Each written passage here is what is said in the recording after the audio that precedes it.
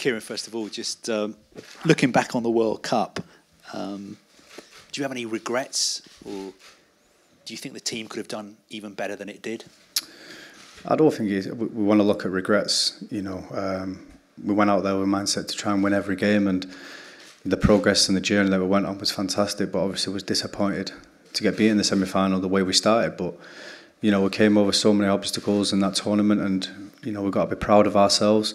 The nation and the players are back, and I wouldn't say regrets. I just think the way we managed the game and how we could have done better, but it's all about ifs and buts. But we've got to look back and just be proud of ourselves as a team. What about yourself personally? What memories stand out for you from Russia? For me, most important, I think it was the Colombia game. The way as a team, we dealt with everything. They tried playing every trick in the book against us. When Hayes about to take his penalty and they were scuffing the penalty spot, and penalty shootouts as well, extra time. Coming back from when they scored late on as well, how we managed that as a team, and I thought we'd done that perfectly. And I think that was the game that stands out for me the most. What about the semi-final, the goal you scored? I think you're only the third ever Englishman to score in a World Cup semi-final. Yeah, obviously that's nice to hear, but the most important thing is the result, and we didn't get that. And obviously I was delighted to score, but as a team we wanted to win the game. We felt good before the game, and that's a disappointment. And I'm delighted I scored, but most important thing is the team. Did you get a chance to watch the final? And watching that final, do you think you could have beaten that France side? On our day, I back ourselves to beat anybody, but it just wasn't meant to be. We got beat in the semi-final, but obviously watched the final, hoping that we was in there, and gutted that we wasn't in there. But like I said before, we're happy with the journey that we went on, and it's a good step to the future for us. Just looking ahead to Saturday's game against Spain, obviously it's the Nations League, quite a complicated tournament. Have the players got their heads around how it's going to work? Yeah, well, obviously we had a discussion about it the first day we was back, and for me, I think it's a good thing. You want to play against the best, and Saturday will be no different, and it'll be a good test for us. You need to beat the best, and Spain is certainly one of the best teams in the world, so we're looking forward to it. It's a new thing that's going on, and we're all just ready for Saturday now. Your manager last week was talking about the fact that one of the problems he has is there's only about 30% of the players in the Premier League who are eligible to play for England, and a lot of young English players are not getting the chance to play. How tough was it for you to get that chance to play at the very highest level?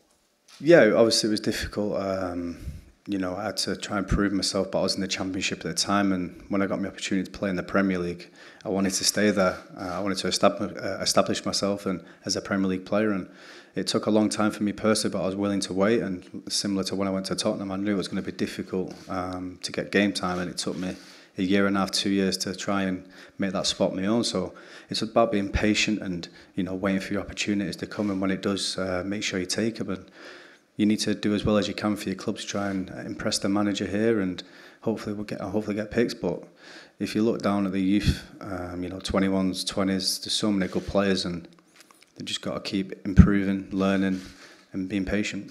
And there's a real core of Tottenham players in this England squad, and the styles that you play are very similar. Does that make it easier for you? Yeah, obviously we work on a similar formation back at Spurs, and as fullbacks we like to get high and wide, and obviously Gareth plays the system here, so it is a little bit different, but the style of play that I enjoy playing, I know that my teammates at Tottenham enjoy it as well, so it's a good formation that suits the players that we've got here. And are there any similarities between Gareth Southgate and Mauricio Pochettino, the way they work and coach? Yeah, just the style of play, the demands, what they expect off the players, and just the formation, how they want to play, press, counter-attack football, and it's all similar really, and it's exciting to watch, and it worked for us in the summer as well. Next one. Go. Carrie first.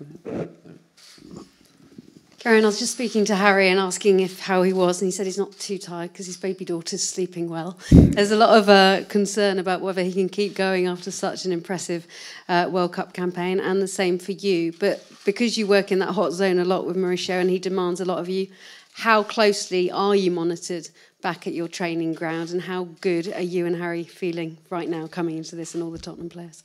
Yeah, obviously coming off the back of the World Cup, a couple of weeks rest, and it's important that you get that rest. And back at training, the manager works as hard, but in a way which is reasonable, and all the boys feel good coming back off the World Cup. And me personally, I feel good. I feel ready whenever I'm called upon, and I know my teammates back at Tottenham and the lads there are feeling fresh and ready to go, and looking forward to Saturday.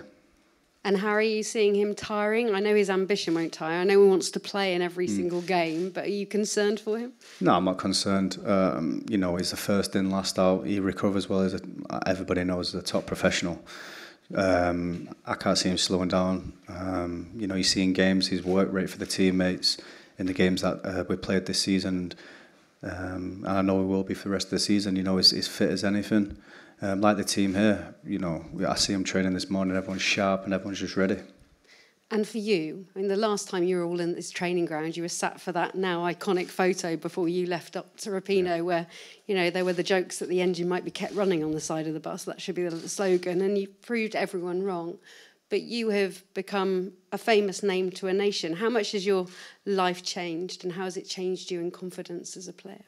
Yeah, of course, playing in a World Cup, from watching it for many years, and to actually be involved in the 23-man squad to go to Russia, but to play as well, it's a proud moment for me and something I'll never forget. And it just gives you a lot of confidence, and I've learned a lot about myself in the World Cup that I can take back to my club level and try and help. And it's just about confidence and believing, and I'm hungry for more of this, playing for England, and hopefully there's many more opportunities for me.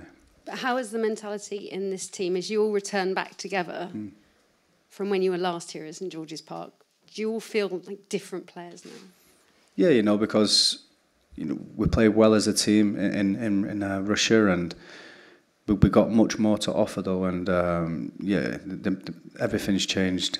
Before, where the confidence, the style of play that we wanted to play, the manager demands a lot from us, and we're just taking it in, day by day from the manager, and we're only learning. So it's a bright future for England as well.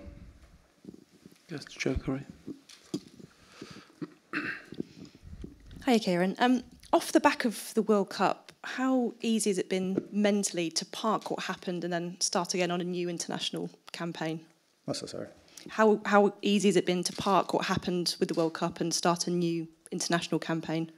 Yeah, obviously it was a good World Cup for us, but obviously we wish we would have gone further. But we can always look back at the memories that we made in the tournament and build on this, because we've got some tough games coming up, and we learnt a lot about ourselves as individuals and as a team, and we can take that moving forward, and hopefully that starts on Saturday. Jordan Henderson's just told me he felt that the nation fell back in love with the England team during the World Cup. Yeah, we was in our camp in Russia, and especially when we beat Tunisia 2-1, and we all got back early hours in the morning. We were just seeing on all the videos on social media and how much it meant to the fans back home, and we wanted to do more of that. We wanted to we wanted to bring the nation back with the team. We wanted to play well, so that they're all supporting us. I know they were doing in numbers, and especially the one at Hyde Park. It was crazy, the videos that we see there. So, I was happy to put a smile on the nation's face again. But we've got another tough task ahead of us, and hopefully we can make many more memories for them.